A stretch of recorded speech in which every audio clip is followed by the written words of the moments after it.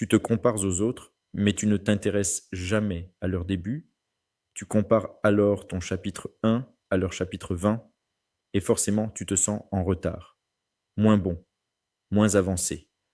Ça, c'est ce qu'on appelle la comparaison sociale, un concept étudié depuis les années 50 par le psychologue Leon Festinger.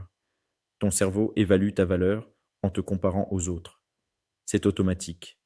Mais aujourd'hui, avec les réseaux sociaux, le problème s'amplifie. Tu es exposé en permanence au chapitre 20 des autres, leurs réussites, leurs moments forts, leurs versions filtrées, et parfois même artificielles. Le problème, c'est que cette comparaison est biaisée. Des recherches récentes, notamment celles de la psychologue Ethan Kross ou de l'équipe de Hunt et Hall 2018, montrent que plus tu te compares sur les réseaux, plus ton niveau d'anxiété, de dépression et d'insatisfaction augmente. Pourquoi? Parce que tu compares ton quotidien brut à des vitrines soigneusement sélectionnées. Le résultat, c'est que tu te dévalorises, tu doutes de toi, tu avances moins parce que tu penses ne pas être assez, mais bonne nouvelle, tu peux t'en libérer. Écoute attentivement. Première chose, ramène la comparaison à toi-même. Les études en psychologie de la motivation montrent que se comparer à son soi passé améliore la progression et la confiance.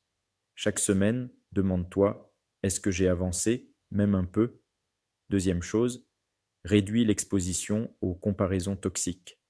Dans l'étude de Hunt 2018, limiter les réseaux sociaux à 30 minutes par jour réduit significativement la solitude et la dépression.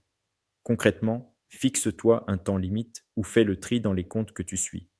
Troisième chose, comprends le processus, pas le résultat. Les travaux d'Angela Duckworth sur la persévérance montrent que le succès vient d'efforts répétés, invisibles. Alors, au lieu d'admirer le chapitre 20 des autres, demande-toi, quelles étapes les ont menés là? Quatrième chose, pratique la gratitude.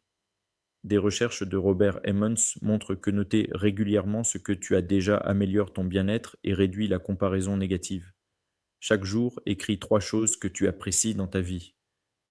Si tu retiens une chose, tu n'es pas en retard. Tu es juste à ton chapitre.